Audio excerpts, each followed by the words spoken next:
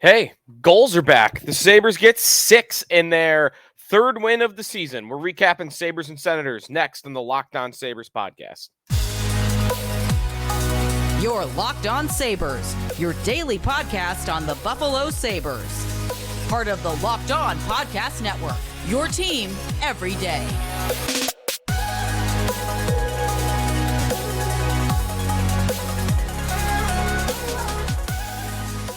And thanks for making Locked On Sabres your first listen every day. We are free and available wherever you get your podcast, part of the Locked On Podcast Network, your team every day. Sabres 6, Senators 4. One of the more fun wins and a little stressful at the end wins of the season. We'll get to it all coming up on the show. The goals that the Sabres scored, some of the numbers from tonight's game, my 3 stars of the game, and what the heck happened in the last 2 minutes of this game. We'll go through it all here on the Locked On Sabres podcast. We are brought to you by FanDuel Sportsbook, official sportsbook of Locked On. Makes every moment more. Right now, new customers can bet $5 and get $200 in bonus bets guaranteed. If you visit FanDuel.com/LockedOn, you can get started.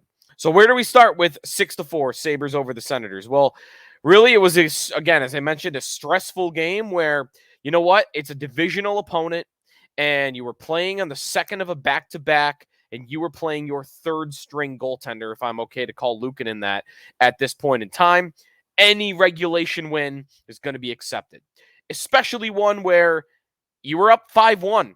You were up big in the first 2 periods, and there are some numbers that show that the Sabres were dominant in the first couple of periods, especially the first period. And that's what I saw.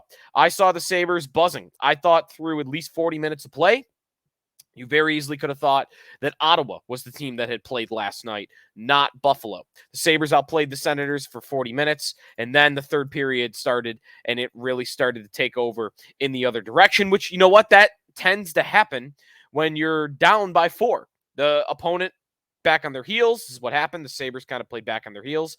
They're not really good at that. And what happened? They almost blew it at the end, and it would have been one of the most embarrassing losses that I can remember for the Sabres. But it's okay because it did not happen. I made this joke on Twitter, but guys, Luukkonen started in goal. It was never not going to be a 6-4 win. It's always going to be a 6-4 win when Ukko-Pekka Luukkonen is between the pipes. 3 goals from redirections in this game. The Sabres did a good job at knowing what their energy level was. They weren't trying all the fancy plays as much. They weren't trying to make things happen too much. They were, you know what? Let's get the puck to the point. Let's create some traffic in front. Let's throw it there and see what we get. And they got 3 goals out of it. Zemgus Girgensons redirects a Connor Clifton shot from the point, and that was on purpose. It's not even really a shot. That's a pass from Clifton because it's going to go into the corner if Zemgus doesn't get a stick on it. He deflects it home. Alex Tuch gets his first goal of the year on a deflection from Erasmus Dahlin one-timer at the point on the power play. Nice deflection there. And then Tage Thompson gets a deflection on an Owen Power shot from the point. Not 1, not 2, but 3 deflected goals by the Sabres, creating traffic in front of the net and getting pucks from the point through to the front. Jeff Skinner did a good job with the other 2 goals. Tage gets the empty netter, by the way, at the end. That was a nice effort too, right? Jordan Greenway down on the ice. We'll talk about the late game sequence again, but Tage pops it up in the air over everybody and into the net. But Skinner scored the 2 most impressive goals of the, deflections are impressive.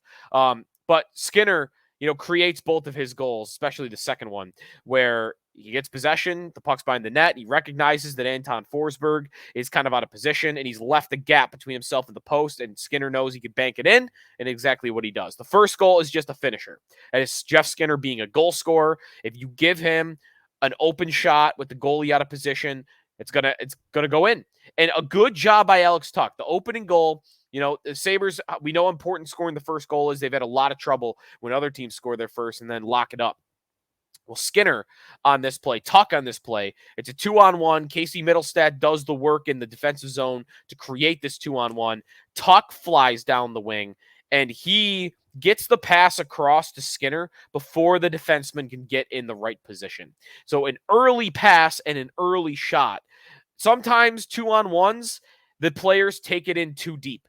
and they either run out of angle to shoot it or they run out of ability to pass it because they've made it easier for the defenseman to play it. Tuch doesn't allow that to happen by making an earlier pass. And Skinner, again, buries it. Tuch, man, my last episode was, where's Alex Tuch? And rightfully so. I mean, he went 6 games to start the year with 1 assist, no goals, and had largely disappeared. Well, he put together a Gordie Howe hat trick on the night. A goal, an assist, and a fight. The fight, I want to get to the extracurricular stuff at the end of the show. A little bit of a rivalry developing, might be back between the Sabres and Senators, but Tuch looked live. Tuch looked like he got the message, whether that's from, fans. I don't think, hockey, that doesn't happen as much as football. But maybe Tuch heard or saw on social media, that he's being talked about as, kind of going under the radar. Or maybe his coach said something like, hey, man, wake up. That's how Granato sounded a little bit when he was on with me on Tuesday morning on WGR. And Tuch played like a bat out of hell, man. He was flying around the ice. The deflection goal he had was nice, and he was really pumped up after that. The pass I mentioned was a nice play by him. I thought he was pretty impressive all night. If you look at some of the expected goals numbers in this game for individuals, Tuch was right around the 50-50 mark for expected goals. But among Sabre forwards, I mean, he was right there with Tage Thompson. So he was good. He was not incredible. It still didn't look dominant like he had at points last year. But when he was on the ice at 5-on-5, the Sabres had 14 shot attempts to Ottawa's 11. And in scoring chances, the Sabres had 7 to Ottawa's 6. So again, not like dominant, but he was good. I thought he was good. Made some nice passes, and he was skating really well. But Skinner, man, Skinner is just a reliable goal scorer. He's always there. As long as Ralph Kruger's not his head coach, he is going to put the puck in the back of the net. 2 more goals for him on the night.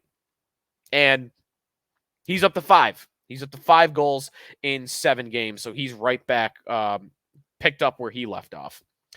A great game. And the Sabres match Ottawa in the standings in terms of points. Each team now has 6 points. The Sabres have played 1 more game, but hey, you got the head-to-head win now. And Florida drops into last place in the division at this moment in time. I know everybody's playing the league, so we'll see what happens with their game tonight. Good win by the Sabres. When we come back, Tuch and Thompson. I want to talk a little bit more about Thompson in this game and those 2 players individually and getting back on track. And then let's go. I got my 3 stars of the game to get to as well. That'll be what we go through. And then all the extracurricular stuff and the late push by the Sens. And where we have Luukkonen after that game. That's all ahead here in the Locked On Sabres podcast. We are presented by the Jace case, Jace Medical. Jace case is a personalized emergency medication kit. It contains 5 essential antibiotics that treat the most common and deadly bacterial infections. You can also customize your case and add additional life-saving medications based on your unique needs. Jace Medical now offers customizability for your Jace case with dozens of add-on medications. You can choose the medications that best fit you and your family's unique needs. Jace Medical. Gift cards also an option. Buy a gift card for the family or your loved ones so they can get a Jace case of their own. Go to jacemedical.com, enter the code LOCKEDON at checkout for a $20 discount on your order. It's promo code LOCKEDON at jasemedical.com. Back here on the Locked On Sabres podcast, thanks for making us your first listen every day. The Sabres win. Let's look at some of the numbers in this game for Buffalo. And they were pretty good. They were not incredible. I think Ottawa's push in the third period, in fact, I know by looking at them, Ottawa's push in the third period really swayed these numbers in one direction. So the Sabres win 6-4. Of course, that's the most important stat. Shots on goal at the end of this game. Ottawa 38 to Buffalo's 24. Power plays. There were 7 penalties called in this game. 5 of them were on the Sabres. And 5 power play opportunities for Ottawa, 1 for 5. The Sabres penalty kill continues to be a big story. They were one of the worst units in hockey last year, and this year to start the season in 7 games, they are one of the best units. And I might want to contribute that to the new guys. Eric Johnson has played. Eric Johnson has not been impressive to me at 5-on-5, but he has been on the ice for penalty kill situations more than any other Sabre so far this year. Clifton, Jordan Greenway has looked great on the penalty kill, and we know he didn't spend all of last year with the Sabres, so I think those new guys are really contributing. The Sabres go 1 for 2 on the power play. Alex Tuch gets his goal. Scoring chances, 31 for Ottawa, 21 for Buffalo. But as I mentioned, in the third period, it was 14-6 in favor of the Senators. So it was pretty even through 40 minutes of play. The Sabres were winning in all of these categories after 20 minutes of play. Shot attempts, 65 for Ottawa at all situations, 43 for Buffalo. And then expected goals in this game was 3.7 for the Senators and 2.9 for Buffalo. So Luukkonen lets in about what was expected of him. For what quality of shots he faced, where the shots he faced were from, he was expected to give up 3.7 goals and he gave up 4. Again, so it's about what he was expected to do. Anton Forsberg, on the other hand, had a really bad game. That was the backup goalie for the Senators, and he looked like it. Now, I'm not super impressed with their starter either, but Forsberg's not good. And Sabres caught a little bit of a break. I still think they would have won the game if Korpisalo was in there, because I don't think he's amazing either. But 2.9 was the Sabres' expected goals in this game. So Forsberg let up more than 3 goals. No, excuse me, he let in 5. So 2 goals more than what was expected of him. And that's the whole ball game right there. It could have been a completely different hockey game if he doesn't let those in. So not to take credit away from the Sabres, but I guess inherently it's going to sound like I am here. They got a little lucky that the Senators goalie was horrible on the night, because I think he was pretty damn bad. All right. What else to go through here? Oh, 3 stars of the game. Yeah. Let's go through 3 stars of the game. I already talked a lot about Alex Tuch and a little bit about Jeff Skinner as well. They are 2 of my 3 stars in this game. I'm just going to start doing my own 3 stars. I usually have just been doing what the media votes for, but I didn't see that on the site. So I'm like, you know what? I'm going to make my own. So here you go. 3 stars of the game. Jeff Skinner, star number 1 with 2 goals. Tage Thompson, star number 2, 2 goals and 1 assist. 1 was an empty netter, albeit an impressive empty netter. And then Alex Tuch, star number 3, a goal, an assist, in a fight, if you want it to. Thompson was great again. He could have had more goals than he had. He is creating chances. Skinner, he's just so reliable, man. So it's such a reliable goal scorer. Is he reliable on every shift? No, but like, you play him a certain amount of minutes on top 6 line, and he's going to give you goals. He's going to give you goals. And there were 2 big goals at big spots in this game. His first goal kicks things off to make it 1-0, and his second goal to make it 3-0. I mean, that really is when you started to get comfortable. Is when Skinner scored that third goal for the Sabres, his second of the night. Skinner 1, Thompson 2, Tuch 3. Thompson on the night was really strong. As I mentioned, 52% expected goals for percentage, high event hockey. When he was out there, high danger scoring chances for the Sabres, 3. While he was out there, Ottawa only had 1. That was the best percentage on the Sabres on the night, among their forwards at the very least. So Thompson, some nice moves, and he has been good for a while. So, even though he only had 1 goal coming into the night, he gets 2. Maybe that could build some confidence for him, just to get those results in his favor, because he was starting to look frustrated, and I think just getting a couple in, could be good for his psyche. Real quick on Luukkonen before we get to what happened at the end of the game, and this is a part of it. I thought he was great in the first 40 minutes. I thought he was great. The first period, man, like he was seeing shots that were coming through from the point. He was not deterred. He was controlling rebounds. There were 5 or 6 times in the first period where there was a quality shot on Luukkonen that I thought was going to drop in front of him for another chance, and he didn't do it. There was one where he pinned it up on his shoulder, another where he breadbasketed it. He was quick to cover the puck. I thought Luukkonen was really good. I'm not going to talk about waving him today. Like, he was good. And I think he earned another start at some point. I think you go back to Levi if he's healthy on Friday night, but I don't need to get rid of Luukkonen today, because I did think he was good. His overall stats, I mentioned, the goal saved above expected there, about even on the night. He stopped 34 of 38 saves, so he was highly tested. I mean, the save percentage at the end of the day does result in .895, which is not great. but I was very impressed by him in the first 2 periods. But you know what? That game is a microcosm of Luukkonen, though, isn't it? Even when, like, I want to give him his props, but I can't do it all the way because this is Luukkonen. He'll have 2 good periods for you, but look at those final 5 minutes. It wasn't all his fault. Those were some tough chances to stop, but that's Luukkonen. You just, boom, goal, goal, goal, just like that. You never know when that's going to happen with this guy in goal. You never know. And that's why I don't think he's trustworthy. So I think he earned another game, and I don't need to get rid of him, and I don't think they were going to get rid of him anyway. But you can't trust Luukkonen. And I think the last 5 minutes showed that. We'll get into the last 5 minutes a little bit more. What almost happened and the extracurricular stuff. Is the rivalry with Ottawa back? We'll go through it coming up on the Locked On Sabres podcast. We are presented by FanDuel Sportsbook. The over hit in this game in a big way. 10 goals in total.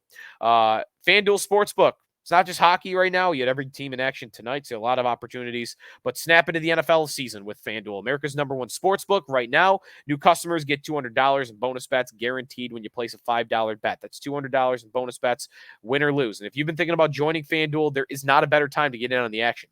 The app is super easy to use, super user-friendly, plenty of betting options, spreads, player props, futures, over-unders, plenty more. So visit FanDuel.com/lockedon, kick off the NFL season and the NBA season. FanDuel, official partner of the National Football League. This episode of Locked On Sabres also brought to you by Sleeper. My favorite fantasy app in a runaway is Sleeper. And I play a lot of season long, but I have been very excited to discover daily fantasy and daily fantasy hockey on Sleeper, the official daily fantasy hockey app of Locked On. Sleeper is our #1 choice for daily fantasy sports and especially daily fantasy hockey, because with Sleeper, you can win 100 times your cash in daily fantasy hockey contests. Dylan Cousins, if you want him for over 3 shots in the game. Victor Olofsson, if you want, a little bit more of a long shot. Fans can also play daily fantasy NBA, NFL, Major League Baseball, college football on Sleeper as well. You could talk about teams and different players in the chat function in the app as well. Connect with other fans. It's a social media for fans. Entries can be made, by the way, in under a minute. To win a 100 times bet on Sleeper, correctly predict the outcome of 8 player stats. You heard me. This is for the 100 times. 8 player stats, correctly predict the outcome, over-unders. You heard me. You can win 100 times your money playing daily fantasy hockey with Sleeper. So start paying attention and nail your picks so you can start winning big. And when you do, use the promo code LOCKEDONNHL. You'll get up to a $100 match in your first deposit. Terms and conditions apply. That's code LOCKEDONNHL. See Sleeper's terms of use for details and locational availability. Final segment here on the Locked On Sabres podcast. Thanks for making us your first listen every day. What happened in the final 5 minutes? Not even 5 minutes. What happened in the final 2 minutes of this game? It was almost one of the most embarrassing losses that I've seen in a very, very, very long time by the Sabres. They almost blew.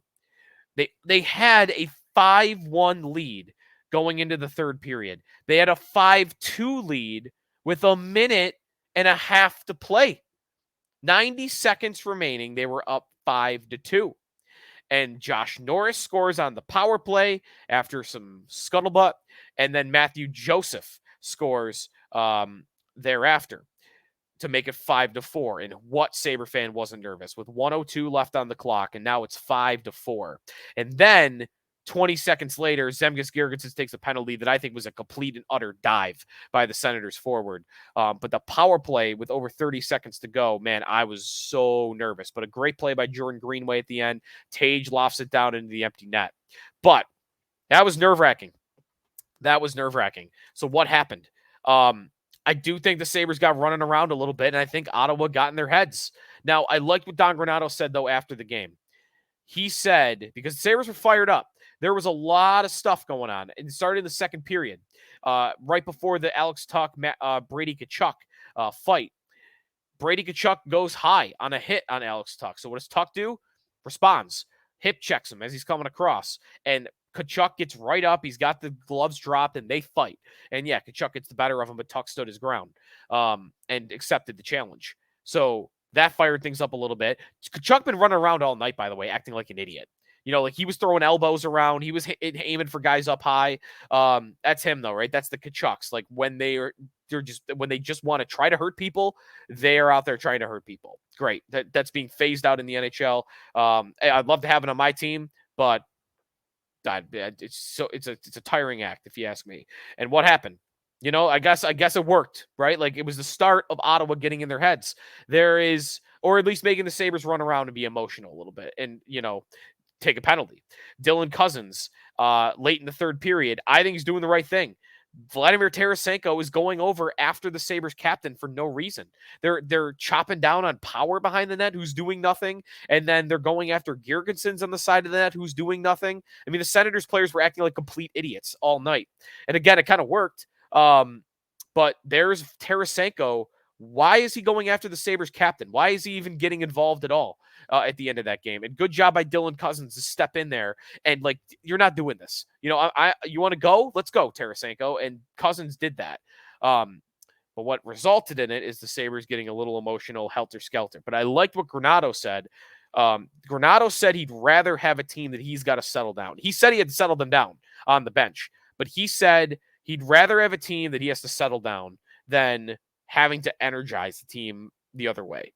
And I like that. So even though to me, the ending got stupid, the Sabres, they found a way. They closed it out. We're all good. A win is a win when you're trying to make the playoffs and you're playing a team on the road on the second of a back-to-back that you are going to be in direct competition with all season. That's a big win. That's a big win in the standings for the Sabres against that opponent. I'm not going to do a sail across the Atlantic tonight because as I am speaking right now, because of this frozen frenzy, everybody is in action. So I don't know the results of these games by the time that a lot of you will be listening on Wednesday morning. The Red Wings are in action right now. That's not over. The Bruins are in action. There's more games. The Leafs, I guess that's over. 4-1, Toronto over Washington. So we'll talk about these games coming up on our next show.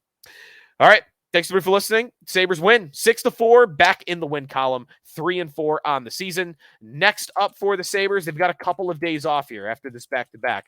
They are off for 2 nights. They'll be on the ice Friday at the New Jersey Devils before returning home for Sunday at 1:00 against the Colorado Avalanche wearing the black and red. So a couple of exciting games against really good teams, New Jersey and Colorado, coming up in their next 2. Thanks everybody for listening to the Locked On Sabres podcast, making us your first listen every day, part of the Locked On Podcast Network, your team every day.